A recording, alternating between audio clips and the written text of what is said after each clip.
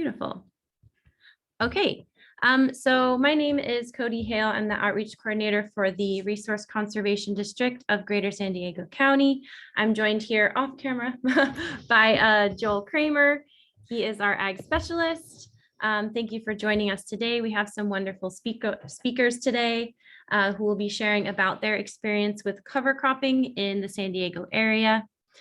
Before we get into sort of the nitty-gritty, I would love to just kind of get to know everybody that's here and kind of get to know the level of experience that people have with cover cropping. This is a quick agenda just to give you an overview. Before we do that, we will start with an intro from Joel about the cover cropping demonstration project that we've been hosting and supporting in the Escondido area, followed by some great presentations from some local farmers using different systems and different cover crops in those systems. Lots of time for discussion and questions. That's a big part of this. We hope to hear from you so we can learn from you as well. And then we'll hear a little bit about some opportunities you may have to get some funding or technical assistance if you are interested in implementing cover crops. So without further ado, I'm going to drop some questions into the chat, and I would love to learn a little bit more about the crowd we have today.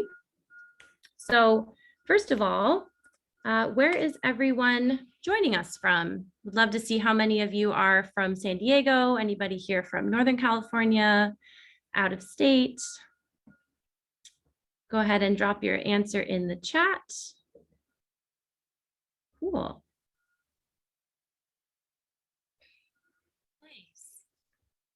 Lots of Ramona.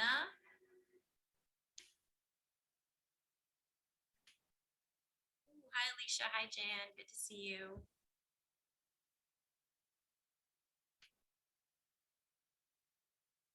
Beautiful. We've got a lot of locals here. I'd like to see that. Great.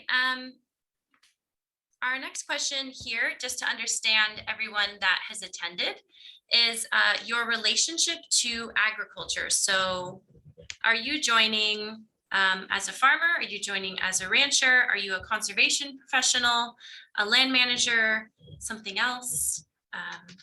We would love to hear that as well, just so we understand who in the room here is a fellow farmer, who else might work with an organization that supports farmers. Cool. Lots of farmers.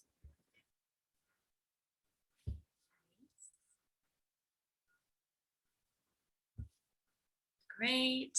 We have some teachers in here. That's wonderful too.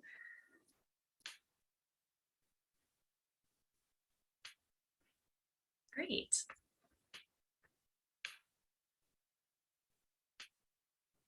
All right.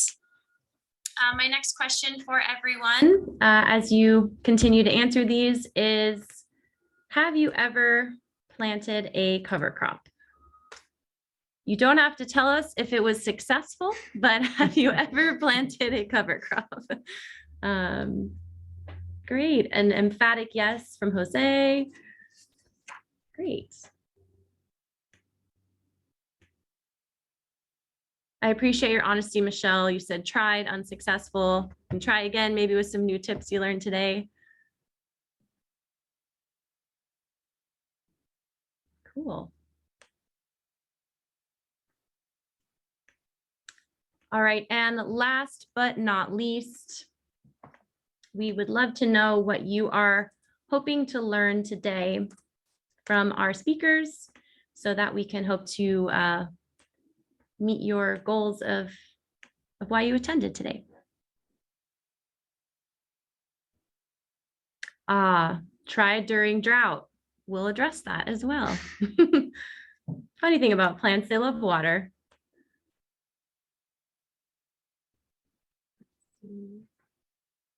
Okay, nice. Want to have some ability to improve success, what specific cover crops to use, how they support soil health. Great. These are all things that our presenters will touch upon. Great.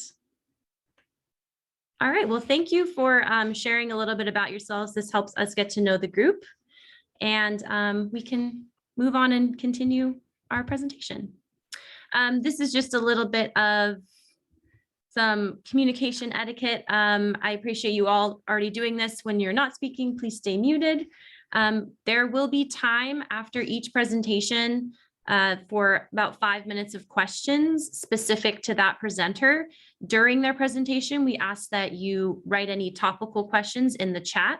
If we don't get to all of them during that presentation block, we will save them and talk more about them in the open discussion. We have about 15 to 20 minutes in that time. So again, if your question is not answered from the chat, we'll collect that later. During the open discussion, when we're sort of interacting more directly with everybody, feel free to raise your hand and we can take you off mute, or you can come off mute and we can chat that way as well.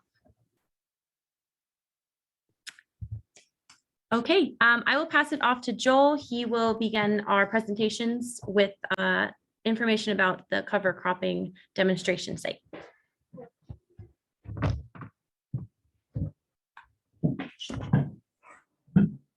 Morning, everybody. Hope you're doing well. My name is Joel Kramer. I'm the ag specialist here at the RCD. I work with Cody and Greg and others on the call. And I hope everyone's doing well. It was really a windy night last night. And I know that some people are experiencing snow right now. So it just brings the message home for the need for cover crops and in some way keeping your soil covered and maintained. I want to start out by just talking a little bit about the grant that's funding the work that we're doing here. So this is being driven by funding for climate mitigation from the California Department of Food and Agriculture. And so it's a Healthy Soils program demonstration project. Some of you may have applied to demonstration or more likely incentives projects. And in this case, it's a demonstration project. So we were asked by CDFA to demonstrate a new practice and then share with the public how we implemented it and whether it was successful or not. And so what kind of drove this was an avocado orchard that in Escondido that needed to react to various resource concerns. So just rewinding a little bit, cover crops may be implemented for a variety of resource concerns. You might be worried about nutrient cycling or water infiltration or reducing erosion. And so we've seen that, and we will see that from several speakers today, how it can be implemented very successfully on vegetable crops, on pasture or forage, and in vineyards. But where it's been really tough to implement cover crops, at least here in San Diego, is in orchards. And that's because largely San Diego orchards are on steep slopes. They have narrow alleys, and they're oftentimes not terraced. And so it can be difficult to kind of automate or mechanize cover crop planting, maintenance, and termination. So we wanted to bite off a challenge here. And so an orchard grower that we work with was interested in looking at how cover crops could help them adapt to the drought conditions they'd be experiencing. And here you can see a little bit of the history of the site up in Highland Valley. This is a typical grove in San Diego, about 30 acres, planted more than 50 years ago. And at its peak, it was up at 70 feet in height. And that made it extremely productive, but it also made it susceptible to issues of drought and heat waves and wildfire. And so the previous owner had experienced rate hikes in terms of their water rates, and they had increased water demand to deal with the threat of wildfire and drought. And so it just, as you all know, the books weren't adding up anymore. And so they decided to sell. And the new owner felt that if they could implement conservation practices such as cover cropping, but also composting, mulching, stumping some of the trees, diversifying, then they might be able to balance that water budget. And so we're here with you today to explore how that went.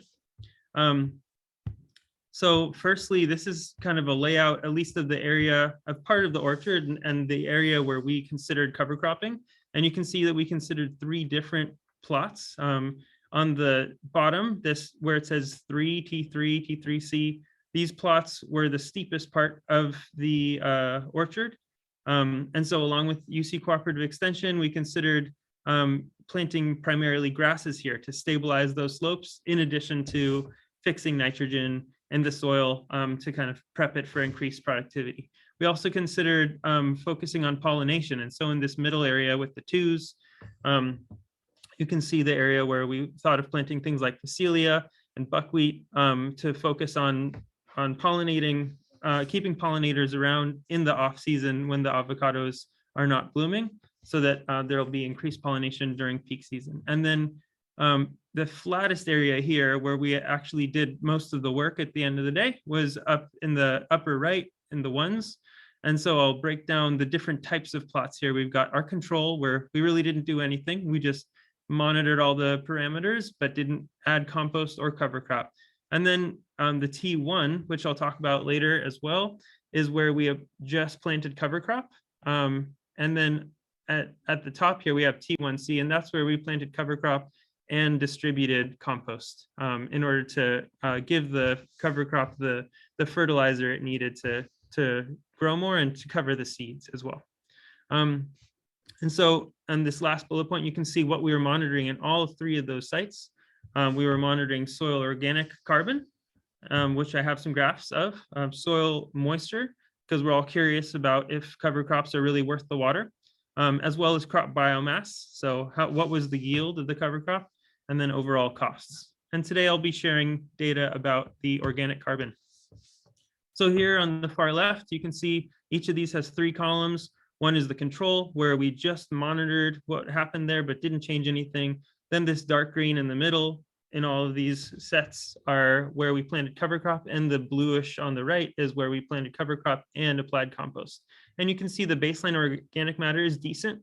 It's above what you'd expect for your average farm, because it's up at 3%. So that existing avocado orchard was definitely dropping a lot of leaf litter and had some residual organic matter present. But yeah, I want you to keep in mind, this is not a long-term data set, so we're going to have a lot of noise. And you can see if you just look at the control over time, the control steadily increases over the course of the study. So here we're starting out in 2021, early 2021. Then this data was taken at the end of 2022, and we go from about 3% organic matter to 4%. But we do see a sharper, we see a decrease, or perhaps just noise, not statistically significant, for the cover crop. So there's really no trend showing that the cover crop is increasing the organic matter in the soil. But then when we add compost to the mix, there's a pretty strong trend that actually goes beyond the trend of the control plot, showing that the organic matter is really increasing. And so this carried home for us the importance of how you implement it. And so I don't have data on it to share with you here, but I just want to note the water budget as well, because there were 3 things that really affected how effective our cover crop was. One was, did it get enough irrigation? Because yes, even in winter, whether it was a warm weather cover crop or a cool weather cover crop, we found that irrigation was absolutely necessary to make sure that it was at least germinated. Then once the cover crop germinated, there was pretty heavy predation. And so that might have been just in the seeds in the case of our buckwheat, or on the new growth in the case of our fava beans in our kind of nitrogen fixation field. And so we weren't able to get that full biomass that we had hoped for. And then also the nutrient mix. And so we can see here from this graph just how important it is to include nutrients and fertilization in addition to that cover crop. So I'm going to shift sites here, and this is something that Greg will talk about in a bit, but we also did a similar soil health demonstration in the Tijuana River Valley, where we operate a community garden. And we took one of the plots in that community garden to show different soil health practices, including composting, mulching, and 2 types of cover cropping. And on this graph, you can see the various cover crop plots. So the diamonds are the cover crops, and the circles are those controls where we didn't do anything. And the green is the cover crop that has legumes or is dominated by legumes, and the purple does not. And the trend that we're seeing here is, again, not consistent. And that's because the Tijuana River Valley, just like we did last month, experiences heavy flooding. And so a lot of the organic matter that we accumulated over time was moved around the plot, and so it didn't stay in place. But I can speak to the trend a little bit.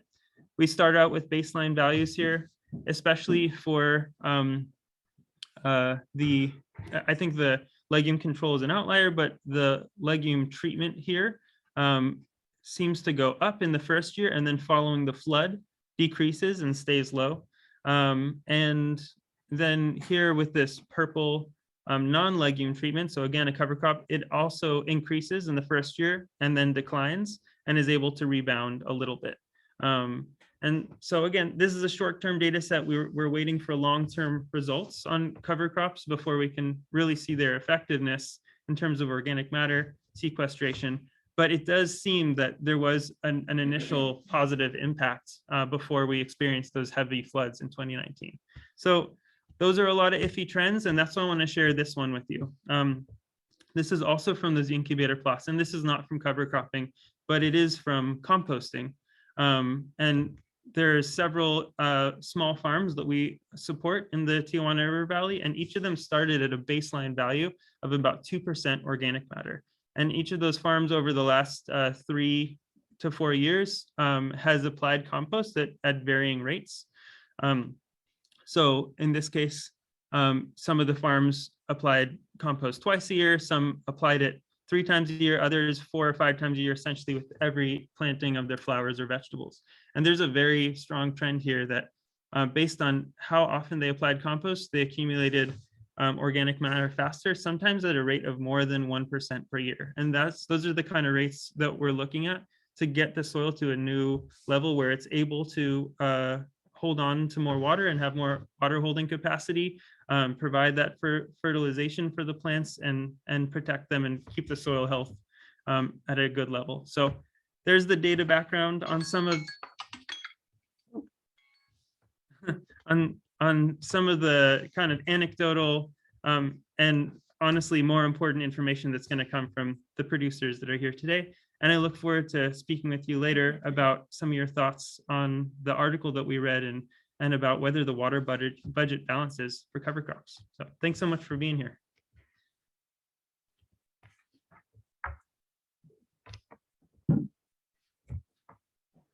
All right, thank you, Joel.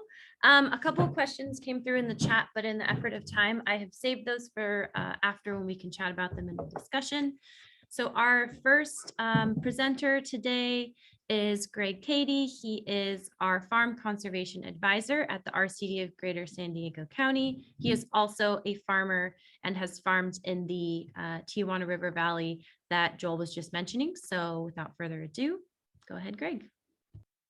Well, hi, everybody. Welcome to the Cover Crops seminar today. I'm going to share a little bit of my experience as a farmer, and I study plant science. I'm not a soil scientist. I geek out on a lot of this stuff, but I've had a few different settings where I've grown cover crops and definitely had more success in different situations. But so first, I should give background. If you don't know about the RCD of San Diego, resource conservation districts are something that started, it was a soil conservation service initially as a result of the Dust Bowl, right? And we have this huge erosion problem. And so the RCDs are found all across the state. We're focused on protecting and conserving natural resources. We do programs on farming and pollinator health, education, and wildfire resilience.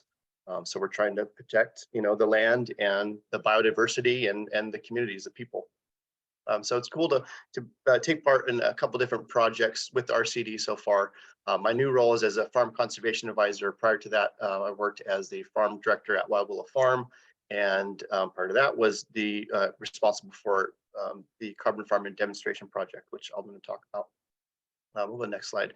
But first, I want to talk about the benefits to growing cover crops. Like why would you do it? And I think it's different on each setting, right? If you're a vineyard, you have different considerations from vegetable row crops, and I've primarily been working with vegetable row crops. But right now I'm sitting here at home in Hamul, about 2,500 feet. It hasn't snowed yet, but We're expecting 90-mile-an-hour wind gusts. And as I'm building my farm and get worried about my new trees here, erosion is a real consideration. But you can also, and I've learned stuff in researching this, you can also plant cover crops to build up that biodiversity. You have to be considerate of what potential pests or pathogens you might attract with a cover crop. You can also grow cover crops that might attack a non-target pest that's going to help build up those parasitoid wasps and beneficial insects. For me in Southern California, and we hear this a lot when we talk to farmers, the water is the biggest issue, right? And I think a lot of growers are hesitant to put down additional water when it comes to growing a cover crop because it's such a scarce resource. But there are a lot of benefits if you do the research into building the soil. And to me, that's my key. I've always farmed using organic practices, and I really, focus on soil life and biodiversity. Nitrogen is also a very major concern, and it can be something that you're limited by nitrogen. And so you want to grow a cover crop that's going to fix atmospheric nitrogen and put it back in the soil. Or it might be where we were in the river valley, we had ample nitrogen and phosphorus, but we were more concerned about the potential leaching with the floods and rainwater. So we aim to grow a cover crop that's going to kind of gather those nutrients in the biomass and hold on to that, so it makes it available later for the next vegetable crop that you're going to grow. And then also scavenging, looking for cover crops with a deep taproot that's going to go down in the soil profile and really harvest nutrients that wouldn't be plant accessible, bring them up to the surface, and later become plant available. And overall, I think one of the takeaways is, the increase in soil organic matter is going to increase soil life. It's going to increase soil carbon. And so a side benefit, I think, a lot of cover crops is being able to incorporate them or leave them on the surface to decompose as a way of building up the organic matter. I do want to talk about a couple of resources that I've recently come across, and these are from the University of California Agricultural Natural Resources. You probably can't see that. This is a cover cropping for vegetable production handbook. And there's another cover cropping in vineyards. And these are awesome. They have so much good information. I'm learning a lot.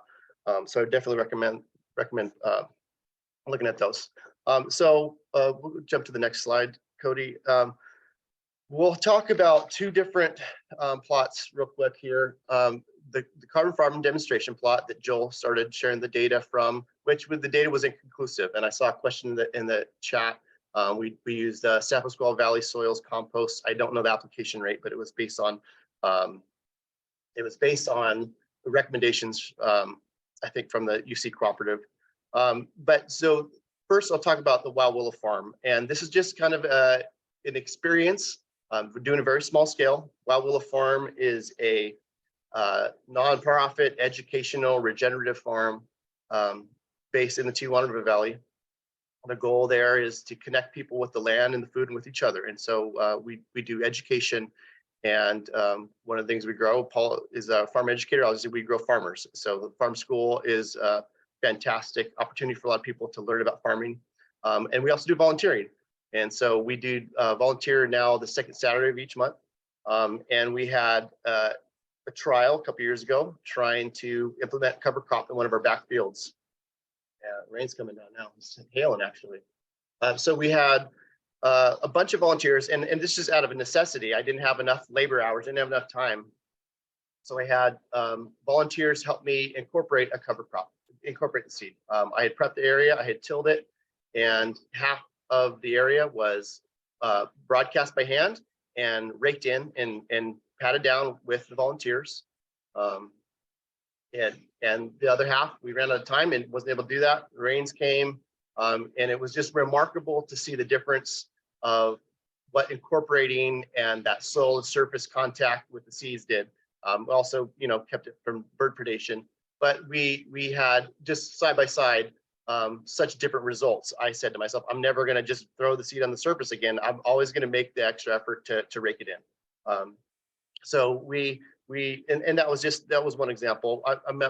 My favorite way to do it would be with a tractor and a seed drill and do it right. But if you're limited, and a lot of times slope is also a limiting factor for our orchards and vineyards. But you can have a successful cover crop with a simple setup of broadcasting the seed, raking it in, putting sprinklers on. And our goal in that area was to prevent erosion. It was to fix some nitrogen. It was a backfield that hasn't been used for a while. We didn't really have any luck with the cover crop because it ended up flooding and it changed our plans. We'll go next slide. And so there's a picture of the farm, I think, well, Willow. So the anticipated outcome was to share, to prevent, the soil from blowing away in the wind, and really to prep the area, build up the soil organic matter for a future vegetable crop. Next, we're going to talk about, and we'll go next slide, to the carbon farming demonstration plot. So this was what we did prior to this, and this was done on a 1/4 acre as part of a California Department of Food and Agriculture grant for the Healthy Soils program. And what we're doing is we're trying to look at different standards that the NRCS recommends as far as building soil health, building soil carbon, real carbon farming, right? And so we were looking at how to increase the organic matter, and we did side-by-side control and treatment plots. We did a compost application, we did a mulch application, and then we did 2 cover crops. We did a legume and a non-legume cover crop. And I think, in researching in how to plan the seed mix, there's a lot of people that value 7 or 8 different species. The different root exudates going into the soil have these effects that people really seem to favor. I'm not opposed to doing a single cover crop. It kind of depends on there's several different considerations, I think. First of all, what is your cropping system? Are you in a vineyard? Are you in an orchard? Are you in a vegetable field where you could bring a tractor or till it? What type of soil do you have? A cover crop grown in a sandy soil is not going to be as effective as one grown on a loam or a clay. What time of year are you going to plant the cover crop? Is this a winter cover crop? And then in California, your special consideration where we are, at least, you can't really rely on the cold to have a winter kill. Other parts of the country, you grow a cover crop and the cold comes, but here it may not get cold enough to rely on a winter kill. So you have to consider then what is your method of termination. This particular example, we'll show a video a little bit. We had a mower and a tiller, and that worked for us. You can also use a roller crimper and leave that surface residue on top. I think there's a lot of value to that. And then also some of the downsides, I think that you can have problems with cover crops. It can use extra water. It can harbor insect pests or pathogens and build up populations that are undesirable. It takes extra time and labor to grow that. And then you also have to consider is the seed I'm planting going to become invasive later? You also can think about that. Someone has to think about natives, and I'm in favor of planting natives as cover crops, especially to plant them once and have them reseed and help you throughout subsequent years. So we'll go to the next couple slides. I think we'll go through some pictures. We'll just show what that was the finished field. We were donating some food. We did sell it at the IB Farmers Market, and it started in 2018, ended in 2021, I think. But you'll see the next couple pictures. There'll be what the fields look like beforehand. This is the 1/4 acre plots. I think we're on there number 5, something like that.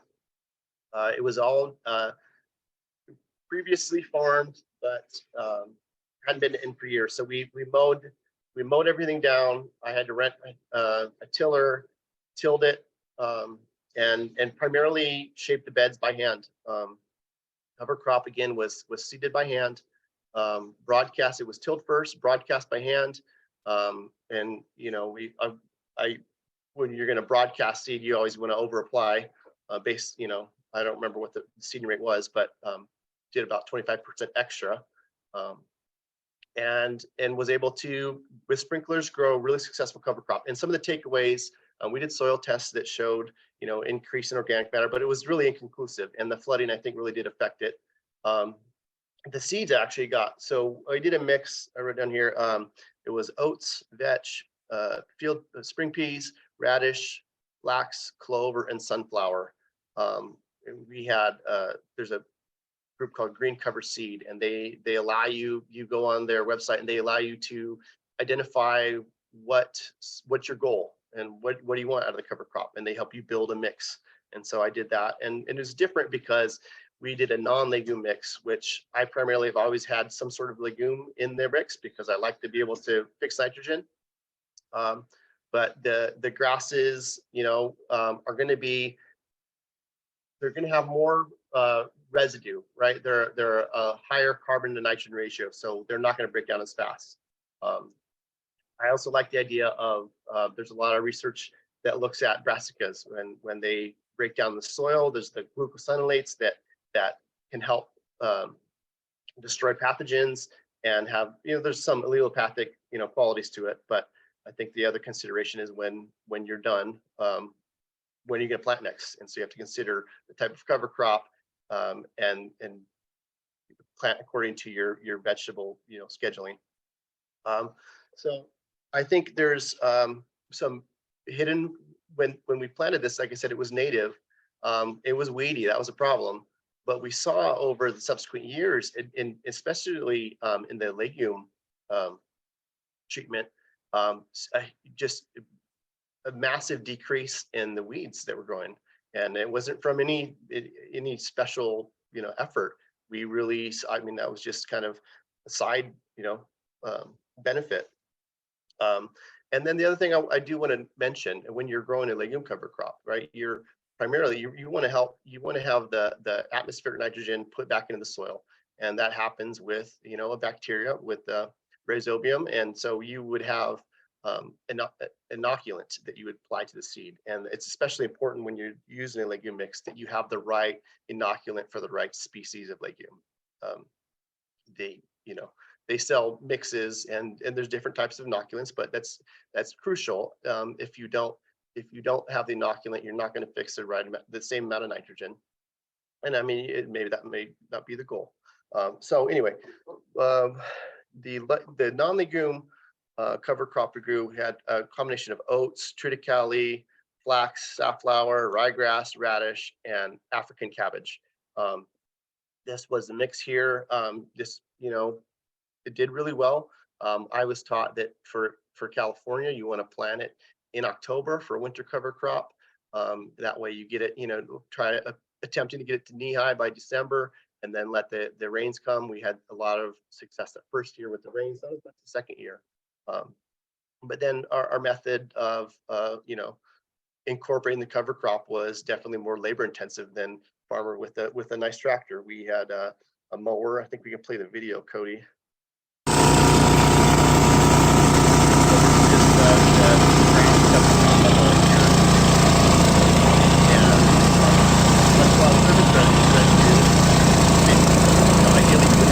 Or something that's going to chop it up a little bit better, but that we left it on the surface, and then we came back through, tilled it, and we grew cover crops. This is the sign. If you go down to the Tijuana River Valley Community Garden, where this is located, the plot is still there. There's nothing growing right now, but it just describes, and go one more, Cody, I think it zooms in. It describes what we did, the treatment versus control, why we were doing it, and what are the benefits. So we did this over 3 years. We grew in the treatments and controls. The winter, we grew romaine, broccoli, daikon radish, and bok choy. And so we measured yield, and we were looking at soil moisture. I ended up not finishing on the project. We had another person come on to help as I went to Wild Willow Farm.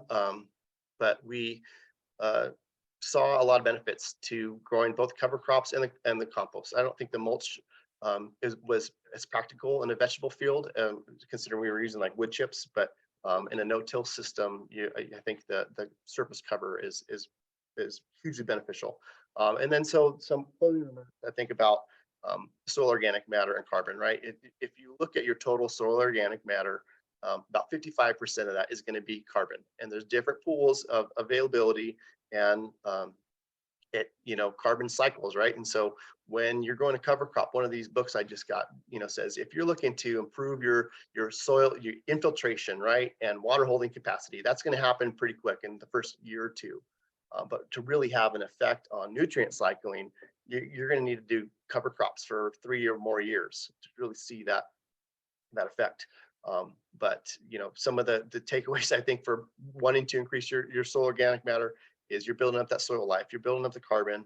An increase in just 1% soil organic matter in your soil is going to hold 20,000 more gallons per acre, which is huge. That can be up to a 5% increase. So you're putting water down to grow the cover crop. This is the picture of me measuring all the zucchini. That was a very tedious thing over the years, but you're really trying to build up your soil. And the more organic matter, the more aggregation you get, the more porosity, the more water retention, the more nutrients you get to hold. There's all these different benefits.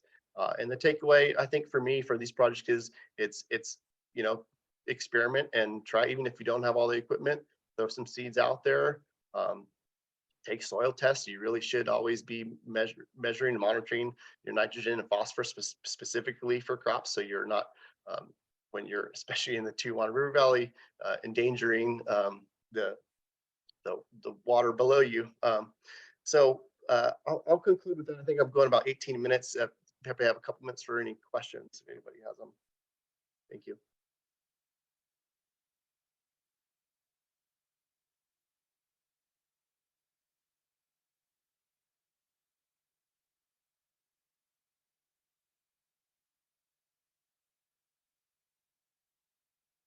I have a question. How bad was that hail coming through? Because coming down here for a minute. Yeah, and if a question comes to you later as well, you can always drop it in the chat for Greg. But other than that, Ruth in the chat. So our next speaker is speaking to vineyards. That might help a little bit more there.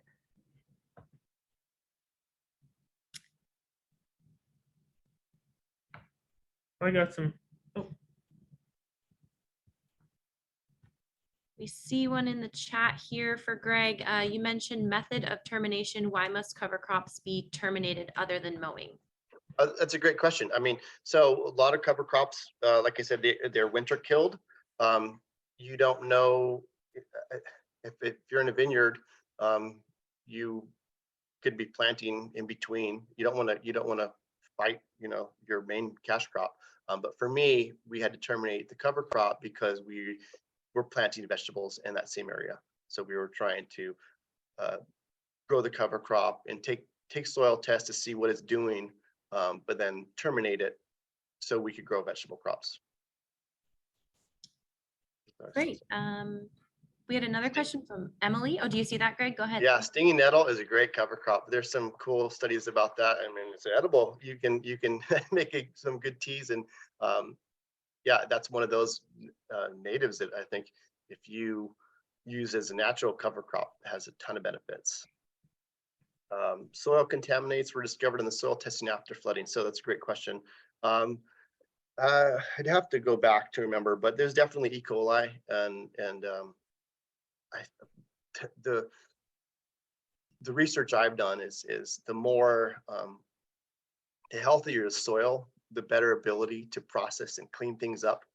The more aggregation you have, and that's seen, I think, with pesticides and herbicides. Sometimes they're not as effective because they can be held on to the soil particles.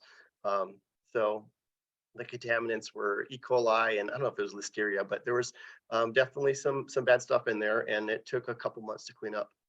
We didn't plant, I think, well, we flooded, I think, at first in end of December 2019, and soil cleaned up, and I waited a couple months. I planted, I think, in March, and then we flooded again in April. So it's brutal. It was a tough year, and I have a side farm also that flooded, so it was a tough couple years. Well, thank you, Greg. In the effort of time, we'll move on, but any questions that come in the chat now, I can add for later at the discussion. Wonderful images, and thanks for the mowing video too. Next up, we have Brian Robeson, And he is a vineyard consultant currently working at Domain Artifacts. And he will be sharing about his experience with cover cropping specifically in vineyards.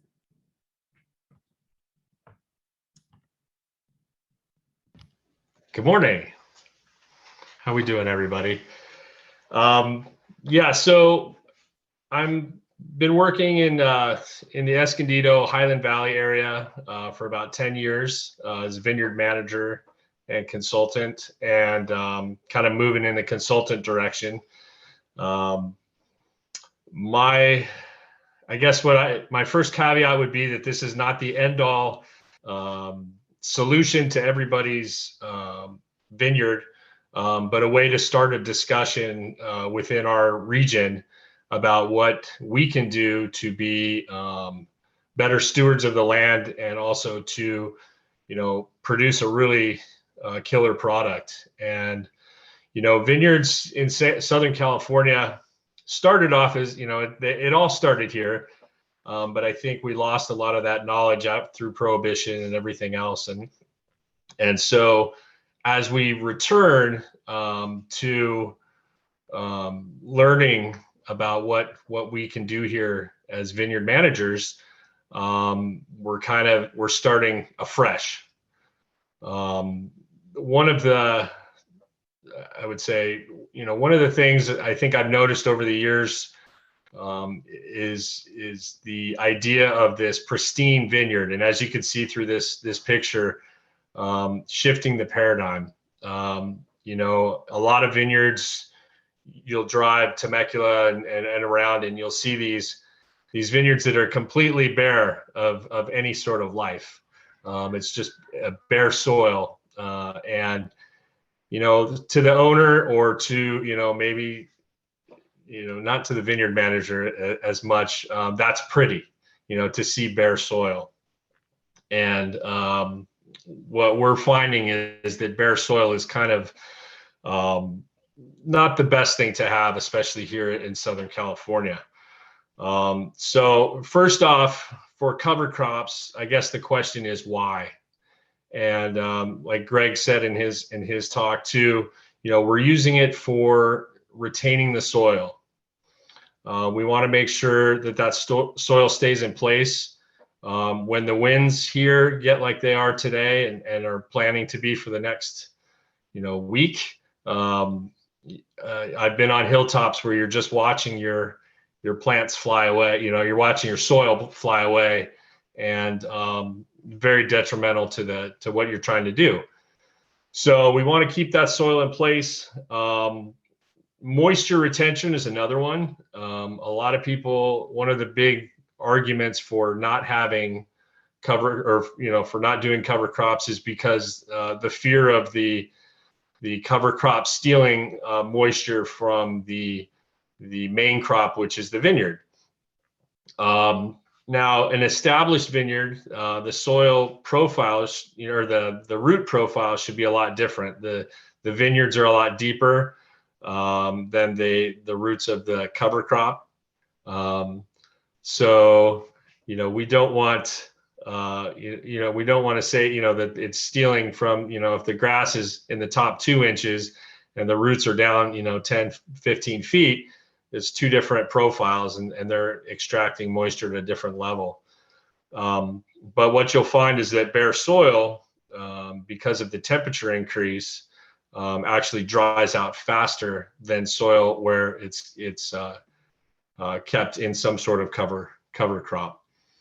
The next big thing that I think a lot of research is starting to look into is the soil microbes and the microflora. So everything that's growing in the in the soil, and it's helping with the vineyard itself.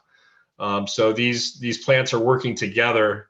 We always kind of see this. There's always this view that plants are just out there to steal from each other, and they are there to survive, and they are there to thrive.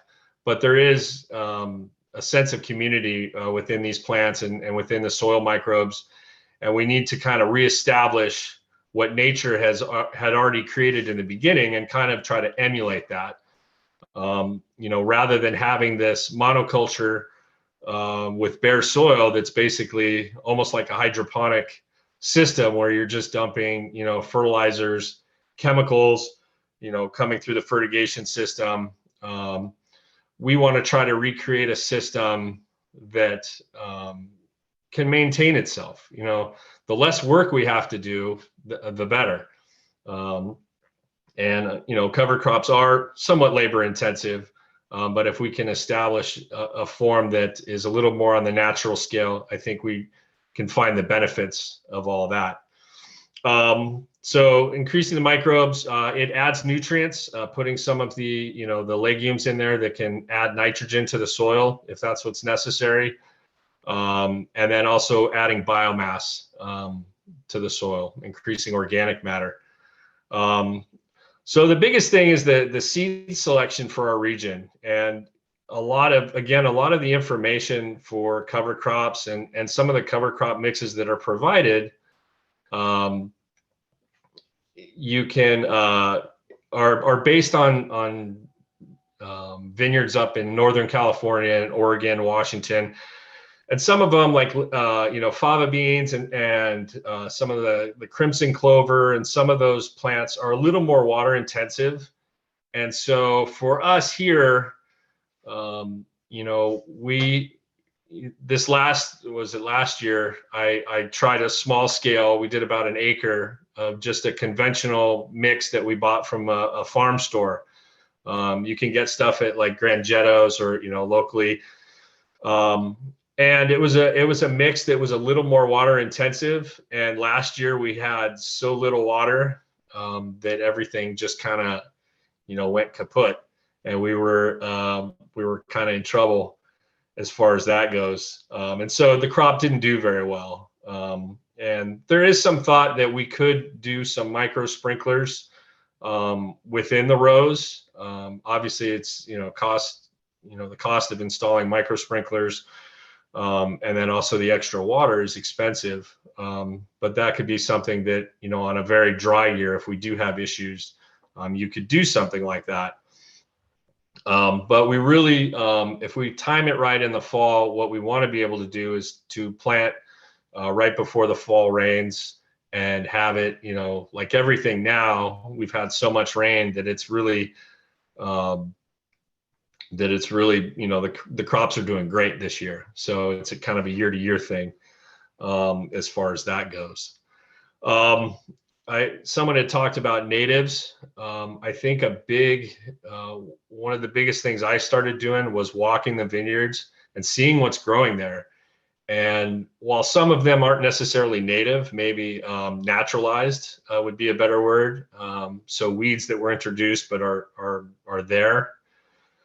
Really, your cover crop mix, you want to try to have a species mix of some sort of legume or multiple legumes, which are going to provide your nitrogen if that's what you need in the soil with the nitrogen fixing bacteria. So vetch, clover, beans, favas. And then you want to incorporate some sort of grass. The grass is what's going to hold the soil in. The fibrous root systems of the grasses are what keep everything so it doesn't wash away. And then also you can add some sort of cereal. People do oats, barley. Rye has shown some promise for there's some exudates that actually prevent other weeds from coming up. So it's good to kind of block out if you're in a really weedy area. Tilling radish, anything in the radish family. We have the wild radish, or again, native or naturalized radish, naturalized brassicas that can be used. And they come up every year, and that's the benefit of using stuff that's already coming up. We have native lupins that fit into that are native to here. Obviously, you would have to collect the seed on a pretty high level to make it profitable. But if it's something that's coming up in your farm or your vineyard, and you can encourage it to continue, that's going to be beneficial. For the grasses, the fescues work well. I'm actually kind of looking to with some folks at San Diego at the Natural History Museum to kind of look more at what botanically was here before, some of those grasses and what grasses might be beneficial. Some of the clumping grasses are a little bit tougher for a vineyard floor, and so just trying to find what might do well. The other problem with native seed is the fact that native seed's expensive, much more so than the other stuff. But like with clovers, what we find is the crimson clover is very water intensive and gets very big, whereas some of the low growing Dutch clover, white clover, a little bit more, a little smaller. Now another clover that we looked at is this burr clover, which burr medic, Medicago polymorpha, which is actually a naturalized weed here. But if you pull it out, if you actually pull the roots out, and you could show the next slide. You can see the nodulation that's happening on these roots. So these are fixing nitrogen, and these are basically free. These plants are popping up and not causing any issues. Let's see, and there's others like mellow lotus, which is a taller clover, but all of these can be used to increase the nutrient density of our soils. The other thing with notice some people talking about how do we seed and how does this go about. One of the biggest issues we have is we don't have a lot of the equipment down here that a lot of the farmers, especially in the regenerative movement, are using. The no-till seeders, which are able to just basically slice through the soil and just plant without having to till the whole property. One of the other problems that we have here is if you till to plant the cover crop, if you don't time it properly and you get those rains, you could have some erosion and have some of that stuff wash away. And then also with termination, having a roller crimper that can actually terminate some of these crops. But also in the vineyard, especially with the low growing grasses, we kind of have termination when the rain stops. A lot of stuff just kind of dies. And if you can mow it down and turn it into a mulch, that's beneficial as well. And then, in the regenerative department, they're starting to introduce, animals as well. And so if you had deer, they could incorporate some of that as well. One of the things with the no-till movement is they did have some, they're really focused on using glyphosate as a dieback. I think, again, you come back to the bare floor issue. If you're just killing your weeds with herbicide. So I really think, with the vineyards, you need to figure out, why am I doing it? Do I need nutrients? Do I need, to hold the soil? Do I need to, keep the temperature down? Because, one story we heard, guy put some measurement in the canopy, wanted to measure temperature in the canopy, and a couple sensors fell out, and they were finding soil temperatures of 120 and 150 degrees in the middle of the row on bare soil.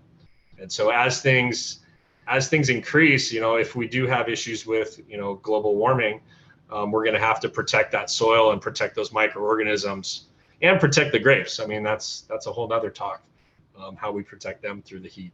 So yeah, like I said, I think this is a discussion that needs to continue.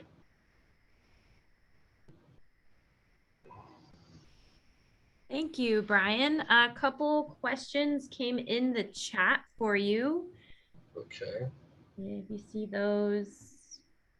One is about equipment that you may have used. I know you mentioned that there is not ample equipment in this region, but did you use any equipment to do this? So yeah, I used most of the stuff we did by hand or with a hand spreader or like a push spreader, and raked it in.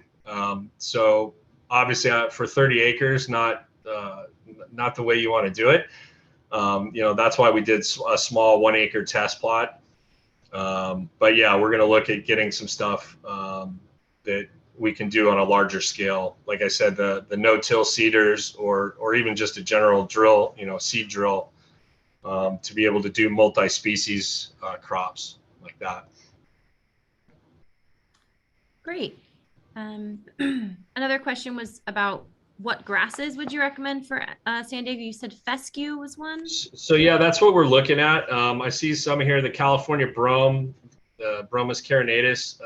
What we're looking for, because with the implementation of cattle, when the Spanish originally came over, there's a lot of the low-growing Bromus diandrus, which is really flammable and kind of a bad one to have because of forest fire.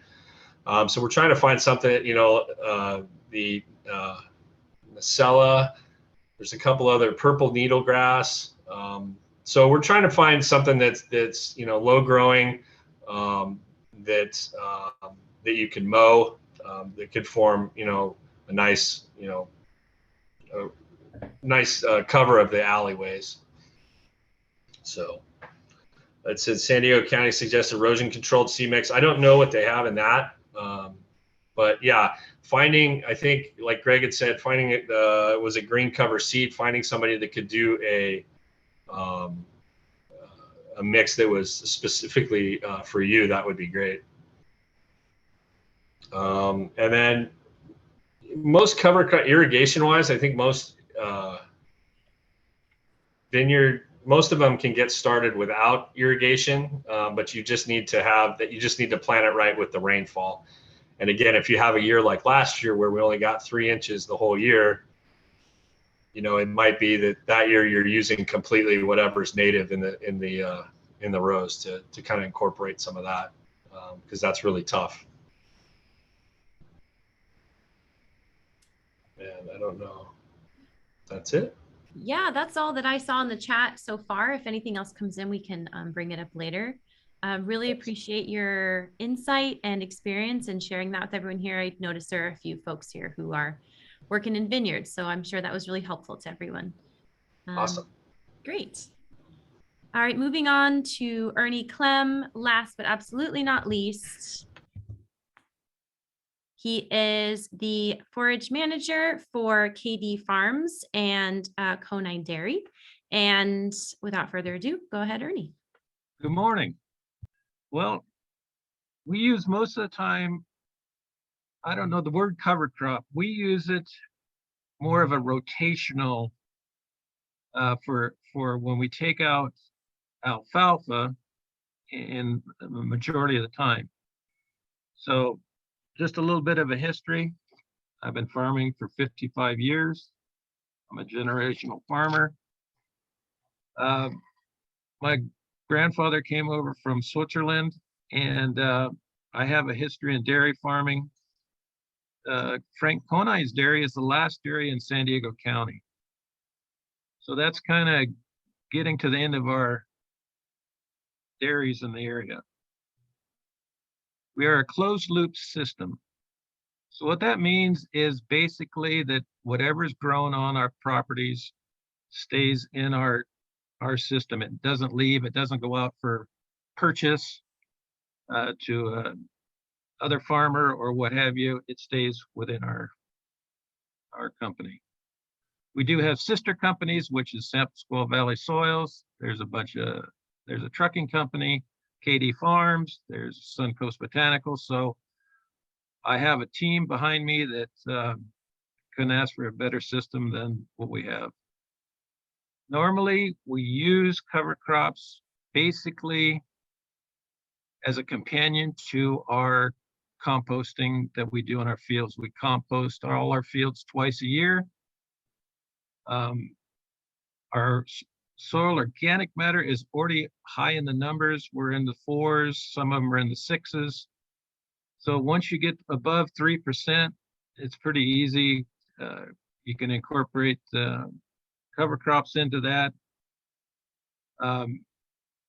I try to keep a growing root in the ground at all times. Yeah, obviously here in California, it's a little tough, but most of our fields are irrigated or we have the capacity to irrigate.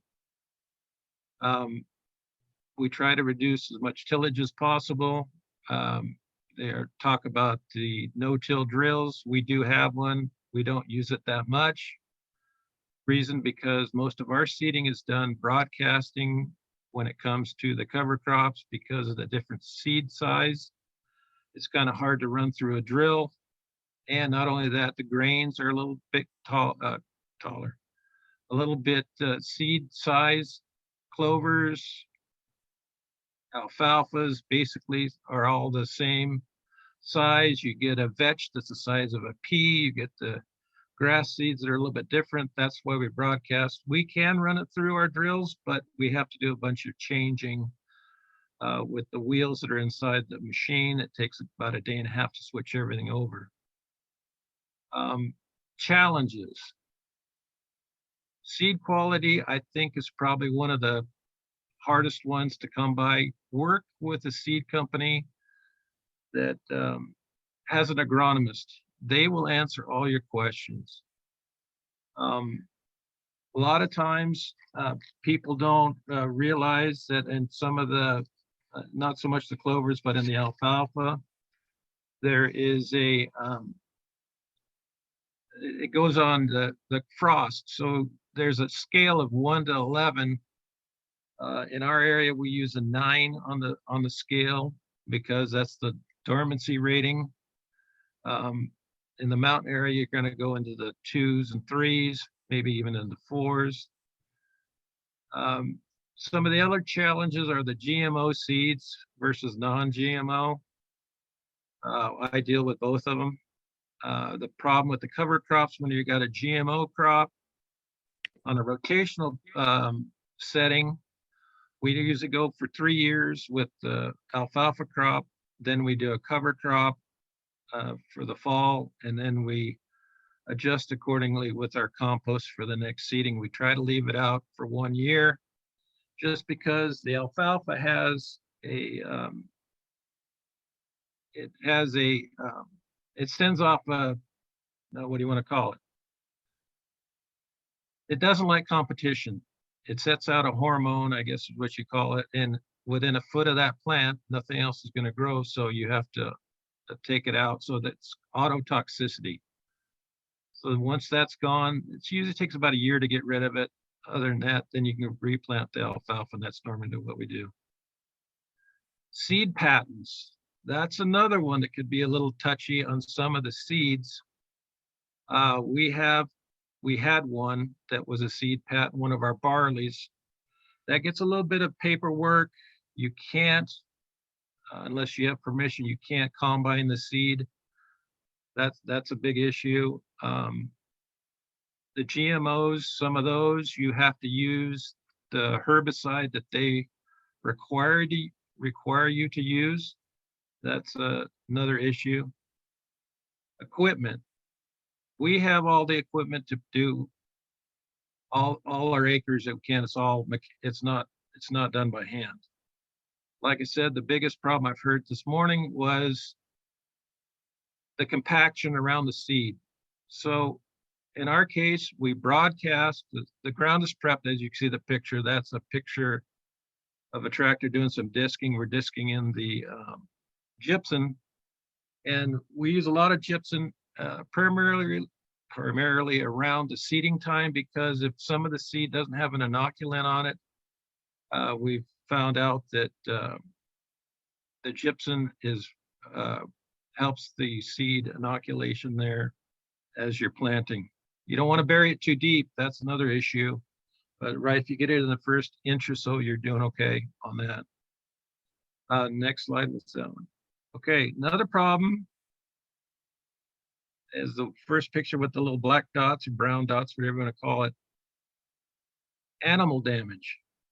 For some reason, this year was really brutal on the crows. I don't know if they're going after the vetch seed or whatever, but you can see right where the seed was, they picked it right out of the ground. Another challenge is the history of the field. Know your history. What was planted before? That's a big one that we've ran into. A lot of times, if you get into lease property, you don't know who had it before, if they used pre-emergence, that's one. Some of the other herbicides, there's a growing period you got to be careful about. Seed mixes. We mix all our own seed. I heard the other gentleman talking about buying it pre-made. So what we use a grass, a grain, a legume, and a brassica. We usually don't do the brassica because we are in a sandy loam. We don't have to deal with the compaction so bad to incorporate the brassicas. Seeding rate, that one, just like the other gentleman said, I usually go 3 times heavier than what NRCS or anybody else recommends, just because you can lose some in if you're doing it, if you don't get it in the ground in time or get it rolled in to where you have a little bit of wind going on like today, I would not want to be planting anything. Weather, I prefer to plant everything in the fall. I'm not a fan of the spring seeding just because we've had the best luck in the fall. Next one.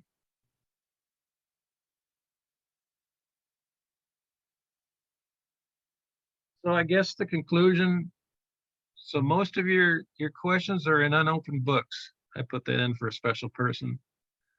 Talk to other farmers. Start with small plots. You don't have to do 50 acres like we do or 100 acres. Or, you know, like I said, the 1 acre one, you're going to learn right away what you can do and what you can't do. And we, with the sister company, San Pasqual Valley Soils, when we apply our compost, I try to do everything in one pass. So what we do is we take all our soils tests prior to any seeding. We know where we have to be. So I put everything all in one shot in the compost, even if it is the micro trace minerals, micros, whatever you want to call it. We do it all in one shot. I heard a lot of talk about the termination. Our termination is mow and plow, mow, disc, whatever. We do not use herbicides to burn our crops down. We use it as a green manure. And then we compost over the top, incorporate it, the next crop goes in. So if there's any questions, I guess that's about it.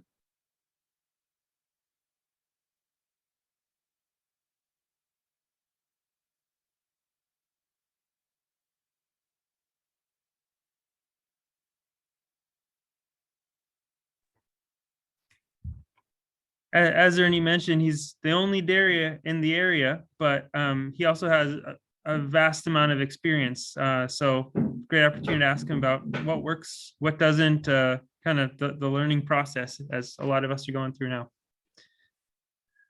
Well, I can add to that. I think what the main problem is, and a lot of it, and I understand down in the area where the Willowwood farm is, that was all dairies at one time. And a lot of the dairies and chicken ranches in particular too, as soon as that they leave, so does the infrastructure. Just like I said about the equipment, all the dairies had the equipment to spread the fertilizers on all their lands and everything like that. Same thing with the chicken farmers. The equipment was here. As soon as the dairies or the other ranchers go out of business, so does the equipment. And now everybody's starting to fall back onto regenerative farming and everything like that, and all these small plots. The infrastructure is not there. We have a saying, it's the last mile. Nobody's taking care of the last mile. So it's tough out there. We have all the equipment. We're very blessed to have it all. And that's about it for that one.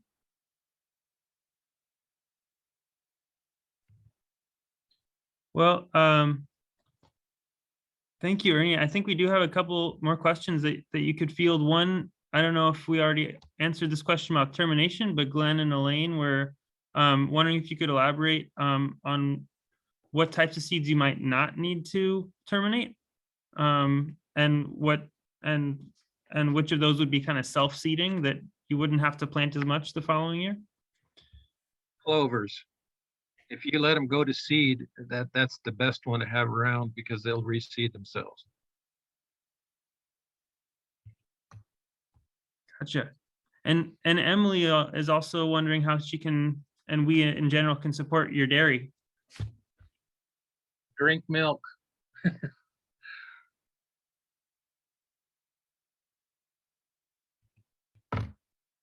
Simple wisdom from Ernie. Thank you. Great. Well, I'm going to have some more questions for you, but also for the group as a whole. I think it's time for some discussion. So yeah, I just want to float a couple questions to the three of you, and then we'll open it up for more general discussion and save a little bit of time to discuss that article about the water budget. So yeah, firstly, I think we all approach cover cropping trying to address some kind of resource concern. So it'd be nice to hear from each of you. What was the top resource concern that you had in mind that led you to decide to start cover cropping? You want to start, Ernie? I've always done it.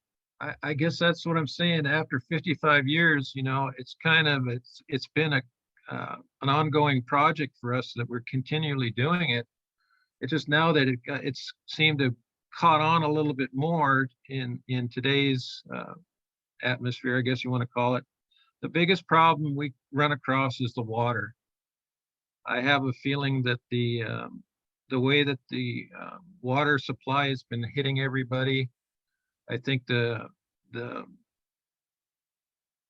farmers that are big, large property owners that have to sit a bunch of ground into non-producing. I think the rumor is that they're going to start putting cover crops in because the government's going to start paying them so we don't have a bunch of erosion. So it's going to get tough out there as far as the seed coming along, but all I can say is start stockpiling seed.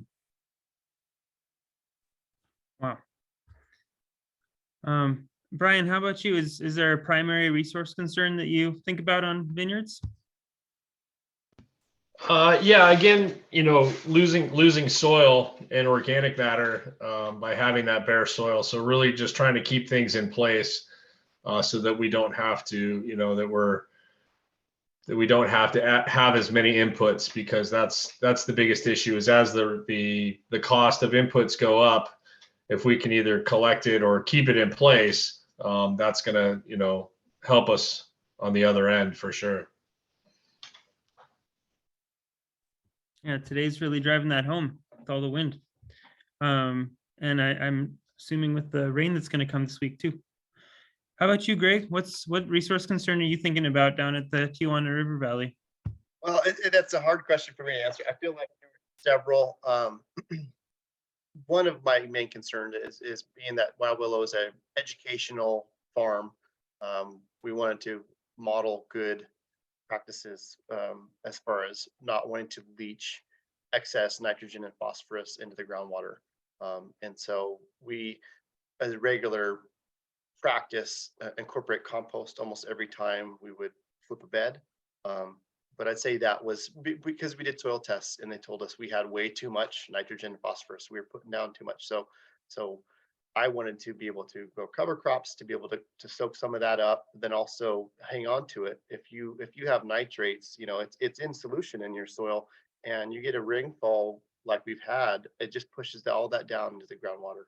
And so I wanted to make sure that, and that was, you know, one of several benefits. I think the key for the Tijuana River Valley was carbon, and carbon does so much for your soil as far as building life, for holding on to water, holding on to nutrients. And, you know, the more microbial life, the more mineralization, the more, you know, that positive feedback loop of the soil, the increase in photosynthesis in your plants, pumps in more sugars into your soil, which feeds that carbon, feeds that microbial life. It just builds on itself. Thanks, Greg. Yeah, it's definitely a holistic situation. We need to kind of rebuild the whole ecosystem. Well, I'll open up the room to some more general questions, and then I got a couple more for you guys later. So firstly, from Emily, just wondering, how often do you all test your soil? Is it every season, every year? Greg, you want to start?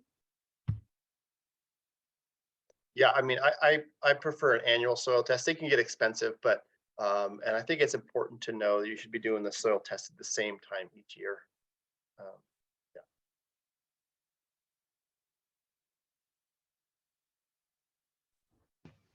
Yeah, I would prefer yearly as well. But anytime we go into a new area, for sure. And then we also like to do sap analysis of the plants so that we actually know that they're, taking up the nutrients. Not only do we have the nutrients, but are they able to take it up?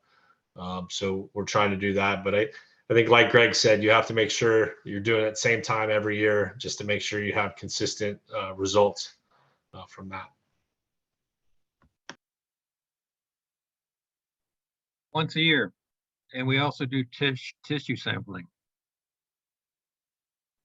And Ernie, I know that you all do quite a lot of testing. So what density are you testing at in the large area you work in? What do you mean by density? Like, how many samples do you take on a given area? We probably do about 15 cores usually on a figure about 2 or 3 cores per acre. I would say that's probably our normal procedure. When I mean cores, I mean you use I think it's a 1-inch probe, so you get the cores, and that's what we normally do.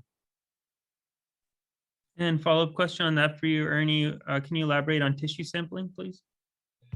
Tissue sampling. So what we do is we work with an agronomist through one of our chemical companies that we do business with, and they provide the service. So if a field doesn't look good, you can send in a tissue sample. They'll come out and take them for you most of the time. And they send them in, and then they can tell you if it's a mineral or if it's a disease or what. That's the easiest way to do it, is with a tissue sample.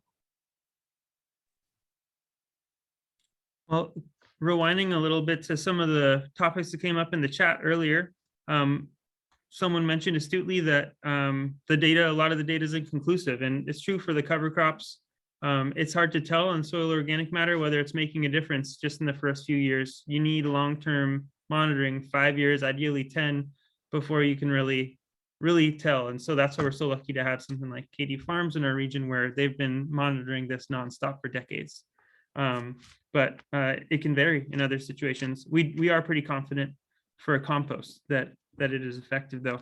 But yeah, I guess I wanted to reformat that question for all of you producers, the 3 of you producers. What results are you able to kind of visually or maybe by touch assess immediately? What benefits do you see happening most rapidly? Greg, you want to start? Yeah, sure. I mean, I think one of the best, there's a soil scientist named Ray Archuleta that was an NRCS guy for a lot of years, and he does these demonstrations of water infiltration, and he takes several different maybe 1 square foot samples of a cover crop, living soil, versus bare soil versus degraded, overly tilled soil. And it's just remarkable how much having, like Ernie was saying, a living root, having living plants growing influences the ability of water to infiltrate and not run off. So I think that's right away, that water is going into your soil rather than sit on the surface or running off. Yeah, and I think to add on to that, I mean, you really can visually notice, bare soil as opposed to something that's in cover crop. One, the compaction when everything dries out and it's just concrete, in the summertime, as opposed to something that, right next to it that's got roots in the soil, that's, it's loosening, it's creating that structure. You know, you may not be able to necessarily quantify it, but and especially on the organic matter side, it's hard because it does take so long to increase organic matter with just, you know, cover crops, but incorporating, you know, compost and stuff like that can help increase that as well. But I think visually, yeah, just seeing that, you know, the structure does it for us.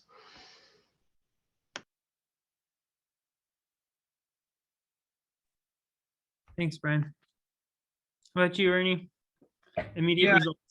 No, you can see it in a lot of our fields, and I'll put this out there. We have an open door policy, and you actually have to see it for yourself. We have all our fields.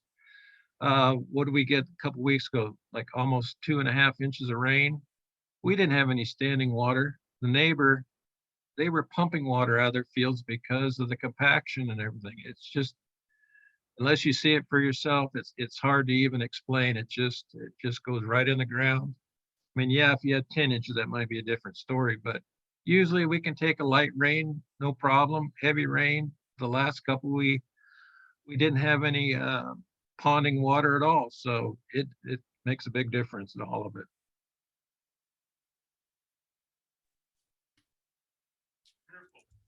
Well, I know there were also a lot of questions in the chat about specific crops, maybe some natives or grasses or dry land options that wouldn't need as much water. So just wanted to throw out some of the ones that I've heard about and considered while we did our trial. One is Phacelia. That one volunteered really easily. And seems like we could do a better job of planting that intentionally. You can buy Phacelia from outside of the region, but there's not as much local seed. Another is a California brome. Palma Tribal Farms and Coastal Roots both use that because it just doesn't take as much water, so it was able to produce seed even in a dry year. It didn't grow as densely as the grasses we use, but might be useful. Great suggestion about nettle from Emily as well, and clover. But when I think of dryland options, I think mustard probably comes to mind. It's not native, but I feel like it would do well even with less water available. Brian, Greg, is that something that you would use as well?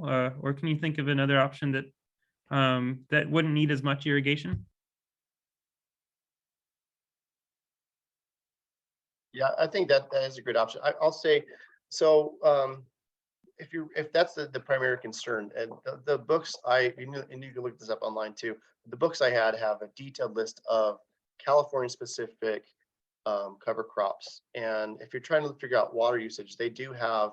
Yeah, so if you're not familiar, there's the concept of evapotranspiration, which is the combination of evaporation and the actual transpiration through the plant leaves. Each crop has listed they call a crop coefficient factor you multiply, and it tells you how much water usage based on where you live. Everywhere in California, there's these CIMIS stations. It's CIMIS, which is the California Irrigation Management Information System, and they publish the daily ET rates, and you multiply that out based on the cover crop. And so these books have those listed, those crop coefficients, so it'll tell you specifically the best ones. I know for my experience, there's a question about south thistle, and the mustard would do well. I've talked to other farmers that that just believe any growing crop is a cover crop, and weeds can be cover crops. And as long as you beat them to setting seed or have a method of dealing with the seeds of the weeds that will eventually come, you can grow a cash crop as a cover crop. As someone asked, I think about edible cover crops. There's farmers that grow, sunflowers can be a cover crop that has an effect that you can harvest the sunflowers later, or some other cash crop grown specifically to address one of those resource concerns you have, or just to have something growing in the soil. I think that's the more we learn about regenerating soils, that living plant root is so important.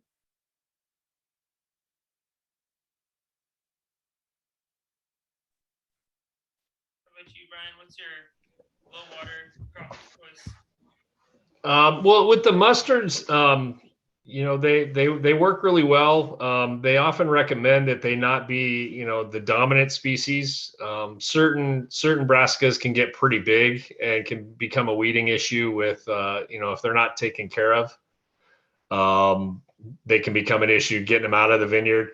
The other thing with cover crops is sometimes if they are a lot larger for us, especially right around frost time, they can actually increase the height of where you could have frost damage if they get too close up near the buds of the plants. But I think one of the ones I've been looking at is the wild radish, which is a little, it's a brassica, because one of the crops that they often recommend for us is the tillage radish, which makes that nice big taproot. And that way it loosens up your soil a little bit when it dies back. And I found that mowing a little bit early tends to help with the bigger brassica and helps to encourage the radish a little bit more. Also edible. The other thing with the brassicas is they do have some root exudates that prevent other things from growing, to kind of so that can be an issue as well. But I think overall it's good to have in the mix. I think you just have to be careful with it.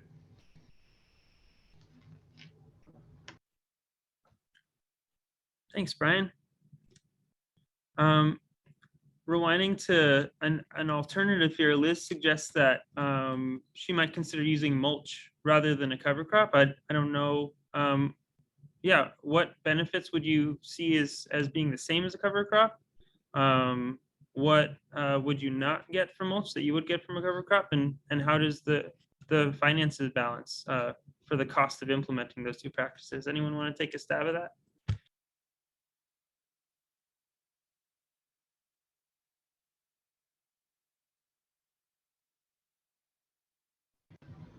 I'm not a fan of the mulches because in our case, if you use a mulch, the particle size sometimes can be a little bit on the bigger side. And when you're harvesting, it's a little harder on our machinery. Same thing with the gopher mounds or anything that can affect the cutting is an issue with using mulches. I'd stick with compost.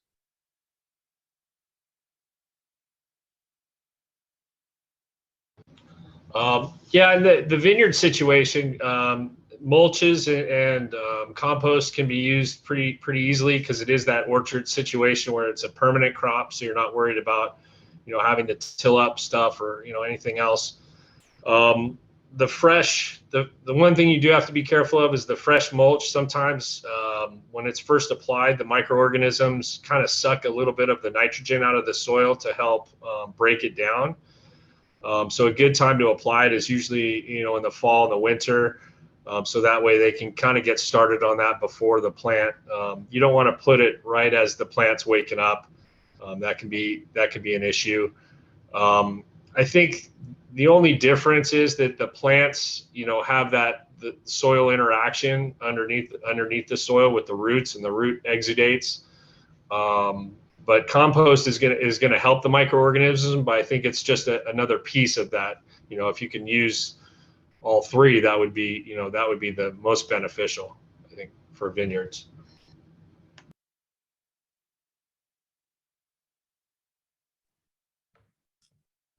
So to make all these practices happen, you need the right equipment to do it effectively. So for each of you, is there an ideal piece of equipment that you're really glad that you have in use? Or is there a piece of equipment that if you had it, you could be more effective with applying, either with planting the cover crop or terminating it?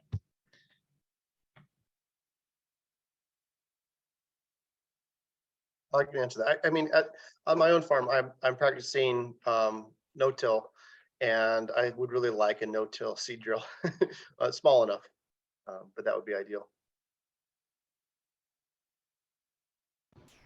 Yeah, I think we had already discussed talking to Ernie about that no seed drill that's sitting idle over at his place for sure. And then the next one would be the roller crimper. I think for me, to be able to terminate, or not necessarily terminate, but just lay down kind of mulch the ground a little bit. That would be something that we'd like to be able to try. The only thing I'd like to do is get probably a bigger no-till drill. The one we have right now is a vineyard one, I guess is what you'd say. I'd like, but you know, yes, a bigger no-till drill would probably be our first request. I do want to add to, in this cover cropping for vineyards put up by the UCA&R, they do a list of cover crops that are suited for a vineyard that's using tillage versus crops that would be more suited for a no-till vineyard. So there's invaluable resource.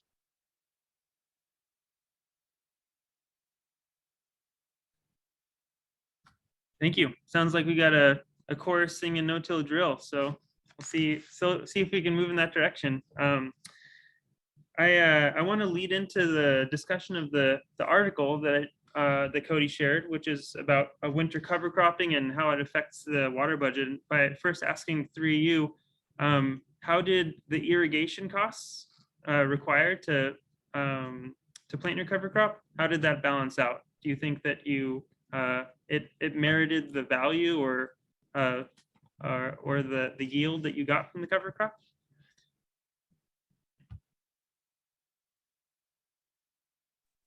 Ernie, It's hard for me to quantify if the actual costs of the water usage, but I would say I 100% am in favor of paying what it costs to grow the cover crop rather than have a fallow field.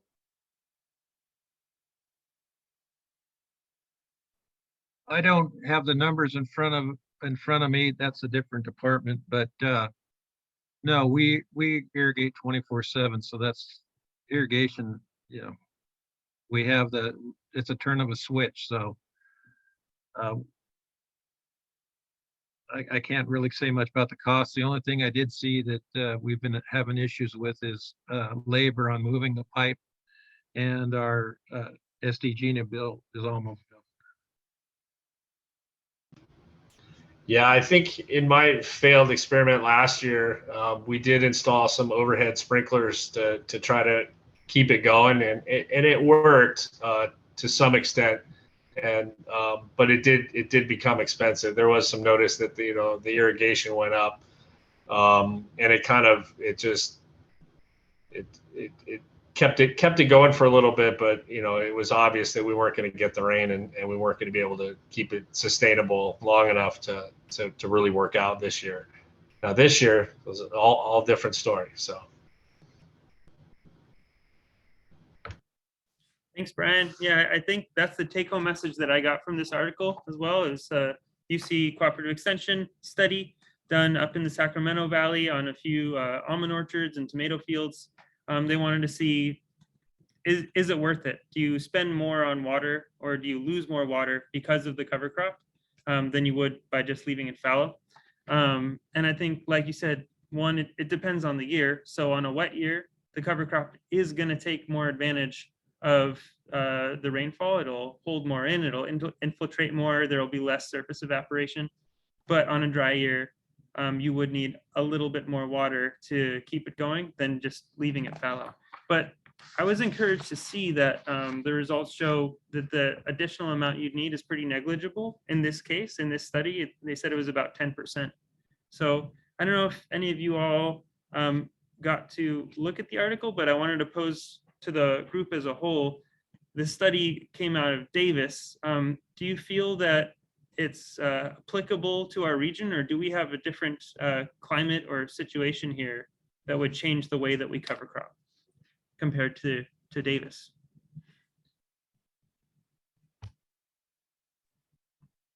So, yeah, question for the group.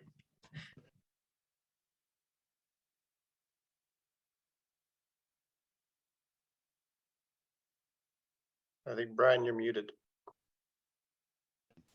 I didn't hit the button all the way. Sorry. I think talking to other farmers, just things have changed here historically, and just across the board, I think we're going to have to develop our own regional way of dealing with things, rather than I understand the research at UC Davis is is great, but I think that's, that research needs to be applied to what's going on here. So we need to take that information and then see if that we can recreate it here, or if we're finding that something else is happening. So. Yeah, my thought is when you look at what an acre foot of water costs in Davis compared to Southern California, it's ridiculous, ridiculous more expensive here. And so that's a major consideration. I will say that the research I've done, and maybe it's more anecdotal, but a couple farmers that had almond orchards where, yes, it was costing them more with labor and the seed cost to do cover crops, but it seems like it was resoundingly, everyone was in favor of attempting to have some sort of cover crop in the orchards. I think the more research needs to be done locally here, and I'm interested to see what other growers have experienced. I think to quantify the actual cost of implementing a cover crop in an acre and somewhere, we need to do that and see if we can put a number to it. But I think the benefits are worth it in my mind personally, and that's why I would use the water. But it's also then what is your water source at? Why will a farm we were paying for municipal water, which is expensive? If you're on a well and you have a great aquifer, then it's not as much of an issue when it comes to water costs.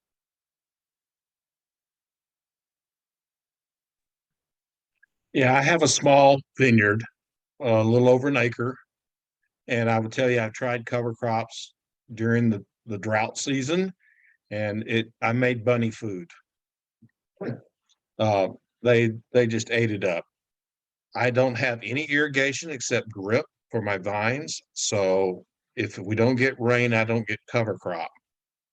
And I would tell you, with my acre farm vineyard, I can't afford to buy a specialized piece of equipment, and it's not available to rent that I found anyway.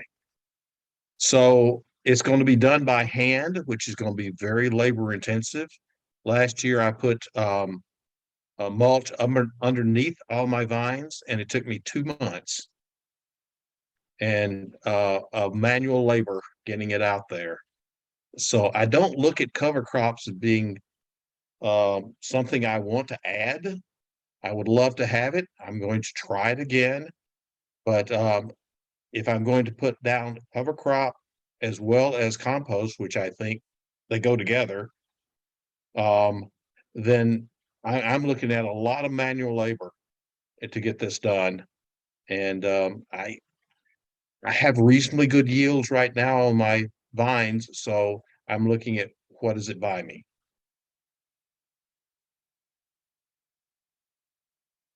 Yeah, and that really is the biggest discussion, especially with labor, because that's a couple extra passes with multiple people, and each vineyard is different. There's the 6x8 spacing, but not everybody's doing that.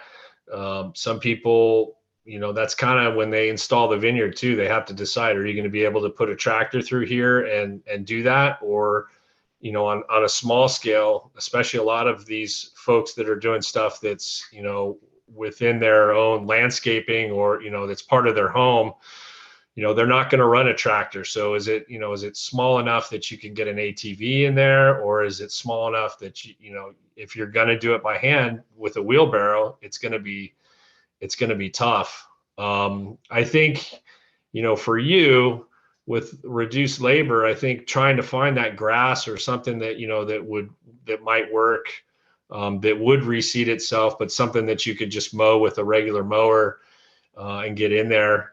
And then when you first incorporate it, putting the compost down just to help the seed, take off. But again, it's until you really see the benefits of it, it's just like putting in a vineyard. It's a lot of upfront cost. It takes a while before you're able to see that benefit. I hope that helped. I tried just broadcasting several years, and I got no germination. Obviously, with very little rain, you're not going to get it. So I think putting compost on top of it is really the only way to go. Mhm. Yeah. Yeah, raking it in. I got one. So in all of our pasture ground that we have, when we call it overseeding. So we'll go ahead and we'll broadcast the seed on. And of course, we're using tractors, but we seed, then we cut the grass, mow over the top, and then we cover it with compost. And we don't have a problem whatsoever. We always have germination. It's in a recycled water field. If we have to turn the water on, we do. But this year we haven't had to turn the water on. But without ability to water, if you only have drip, and you're putting grass seed down on top of adobe at the end of the year, it didn't germinate at all to speak of. And I have no agricultural history, so I just tried things and they really didn't work well at all. This year, for example, we have probably, I'd say 4 acres in dryland cover crop going right now, and they've all sprouted.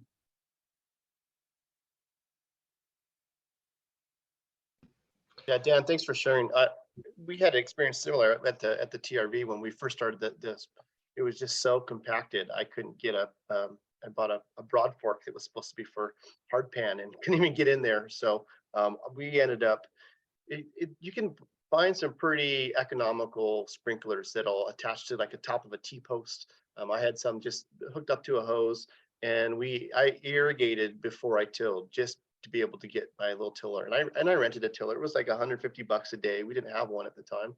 And so we rented a little tiller to be able to get that surface going. And I really saw that as being effective, more effective than just surface broadcasting it, trying to break it up a little bit, putting the seed down, and then just raking it flat. Not a lot of work, but I mean, that is something. You could also pull, a piece of chain link behind the ATV or something and do the same thing, or there's other methods to kind of incorporate it. But I think that seed to surface ratio and coverage, but the compost is a great idea as an alternative. Well, Dan, thank you so much for that great example and for opening up about your process, and thanks to Greg and to Brian and to Ernie for all the fantastic wisdom that you've shared. Hopefully it inspires some new approaches and strategies for some of the people on the call. And I'm gonna pass the baton over to our collaborator, Esther Mosase, because as you've all mentioned, this is an expensive process. You need the right equipment, you need the right materials, and Esther is going to talk to us about some of the opportunities for funding these practices, including cover cropping. So Esther has helped us with the experimental design and monitoring at our demonstration project, and I'm really glad to have her here today. Thank you, Joel. Thank you, Cody. Yes, I was going to tell you that I can't share screen. Let me see if I can do it now. 1 second.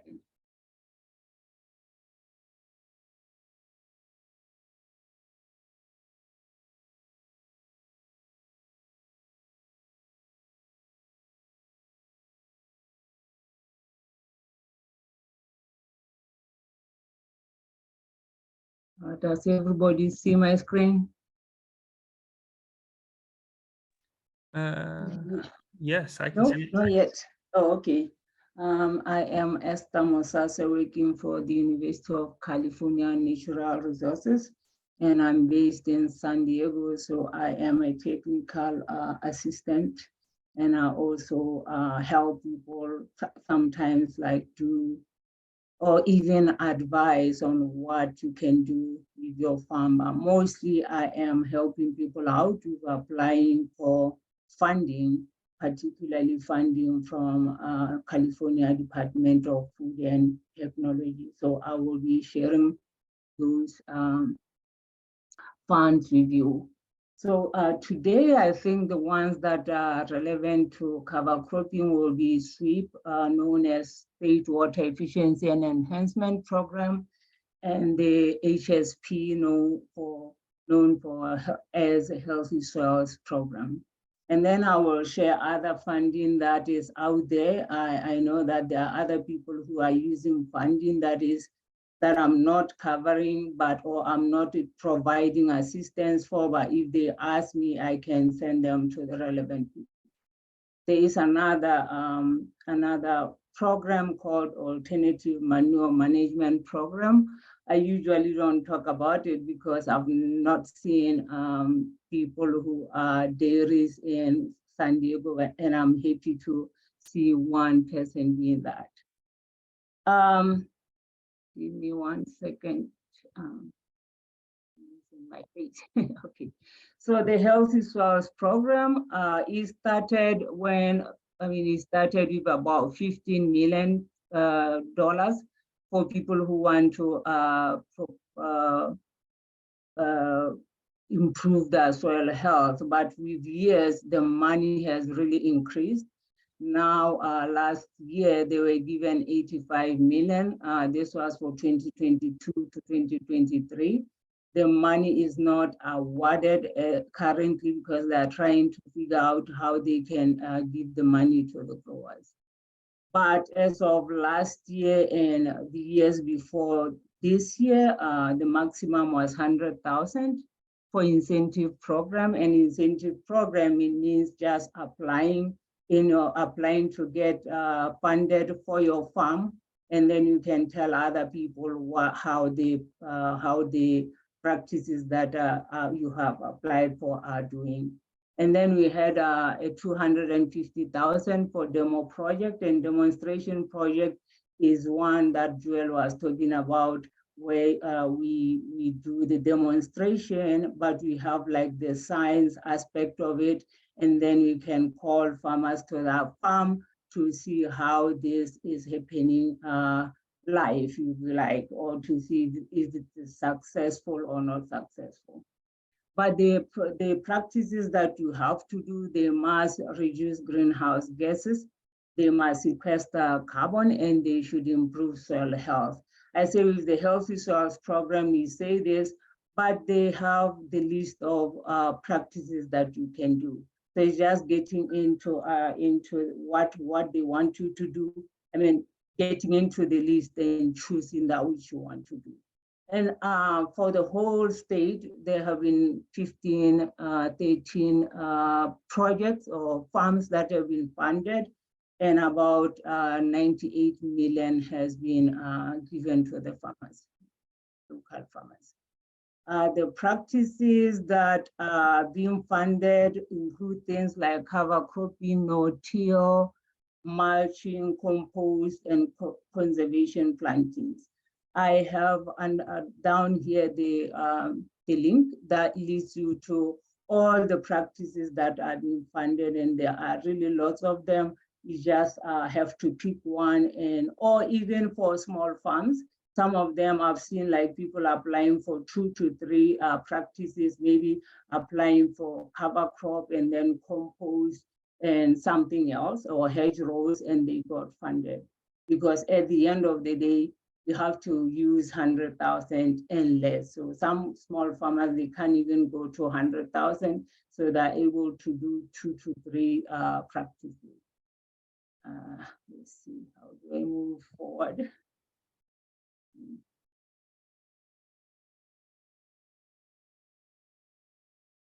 Okay, I'm stuck. Give me a second.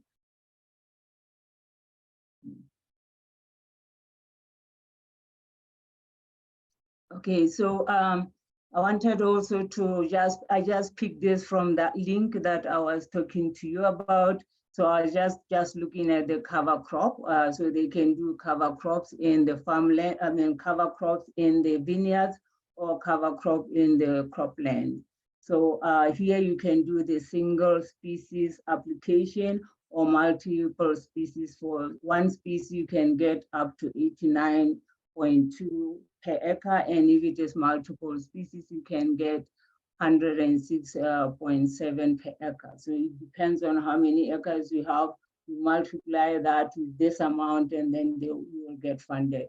but the whole thing they're telling you how to, so the practice is actually adapted from NRCS, and they're telling you how they expect you to apply it. And then the number of years per practice, for instance, for cover crop is 3 years. Like you have to plant the first year, the second year, and the third year. Now after third year, you are on your own. They're encouraging you to do it, but they just are going to monitor for three years. And then for the orchards, same amount. I just showing you that we have the calculators that we use. So you'll just put in that you want the organic, rather the orchard or the cropland, but the prices are the same. And what to do is also the same for both cropland and vineyards. And the state water efficiency and enhancement program, last year, they were given 110 million for 2022-2023. The calls are not out yet. Like I'm saying, they're looking at how to give out the money and maybe exhaust all of it, because they are not CDFA, there are not many, but they just want help to give as many growers as they want to give. But the program is started in 2014. And people who can apply are people who are having operations in California. As of last year, they added also the address should be in California, because they realize people who are also outside, but they have farms here, they still apply for the money. So they want you to be staying there and you can qualify for the money. Like as of last year, it was 200,000. It might change, but I'm just talking to you about what was happening last year. 200,000, but when you apply for this, you have to be able to reduce greenhouse gases and save water. And 1330 projects have been funded, and they required 123 million to date. This one, you just go and plan on what you want to do. And I was listening to people saying, well, we cannot maybe irrigate the cover crop. So here, if you want to improve your system or your irrigation system, you can do, and probably include even watering the cover crop. They really are not strict about it, as long as you are showing that you are reducing water and you are also reducing greenhouse gases. Some of these are like, they are funding people to install soil moisture sensors, to use variable frequency drive, to install renewable energy. And a lot of growers in San Diego who got the money, they really were putting in the solar energy, and they got a lot of money. I think some of them have really even exhausted the 200,000 that was there for them. But to qualify, we have been having workshops telling people about the state water efficiency and enhancement program, and they really want to know what this is all about. They come all the way and they realize that I don't qualify. So really, when we calculate greenhouse gases, we're using the pump test. So in short, people who have the pumps, rather people who have the boreholes, and they have the pumps, they can apply for this.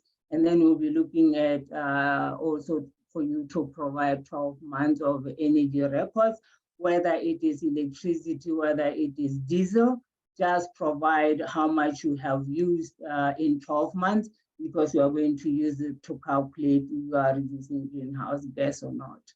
And for all of them, like I said, the location of your farm should be in California, and the business mailing address should also be in California.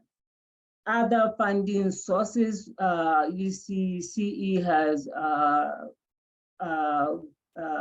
looked for many other funding that is out there.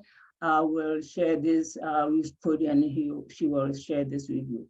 But lots of other fundings outside the CDFA fund, then you can look at the one that can really benefit or fit your need.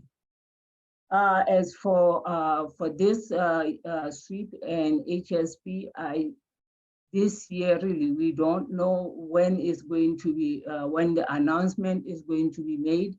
So I just encourage everybody who want to apply to like contact me. But in addition, go to the OIFI website and subscribe for subscribe for the email. Like subscribe, anything that happens, they will let you know, and you'll be able to hear or to get anything that they want to communicate, particularly this year, because they are going to really want to tell you when you can apply for the funding. I think this will really be okay to do, or the best thing to do. And or email me, I will keep up telling you what is the thing. So that is for the OIFI. So if you subscribe for the first one that I told you, they will tell you about all the programs that they have. And that was the first slide that I had, I think about 8 programs that they have. But if you really want to only subscribe to SIP, you can go to the SIP website and then subscribe for that email as well. I'm there to help, but just to get the word out that this is the time to apply, so you can contact me, or vice versa. Like I can contact you as well, tell you when the solicitation is happening, or you contact me and say, here, I want to apply for this. They've already called for applications. And thank And you, here's Esther. my okay. I'm sorry. Go ahead. Yeah, that's great. Esther's a great resource for planning these grants as well, as she mentioned.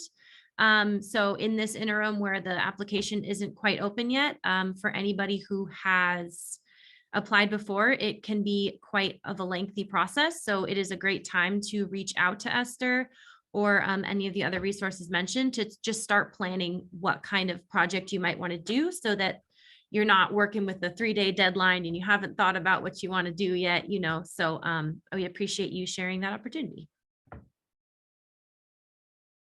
Yes, thank you. This is my contact details. If you're interested, email me. Awesome. All right, and I have seen quite a few questions in the chat about like, can you share this or can you send this? Absolutely. We are tracking all of the resources that have been mentioned, as well as the folks who have presented here today are graciously sharing their contact information, so you can reach out to them specifically if you have any questions for Ernie or Brian or Greg specifically, as well as Joel or Esther. We really appreciate all of your time. I know this was 2 hours of your morning, and we hope it was beneficial for you. This was also being recorded. So in addition to the follow-up email with the Q&A questions and answers that were listed in the chat, as well as resources, you could just fully rewatch this if you'd like. And we are really appreciative of all the farmers who attended, especially too. We know you're busy, and hope that you learned something new here to see if cover cropping is in your future. So I wish you all a safe week. I know this weather is kind of blustery and crazy, so wear an extra jacket out there. And if you have any questions, we're happy to help, and wish you a wonderful week.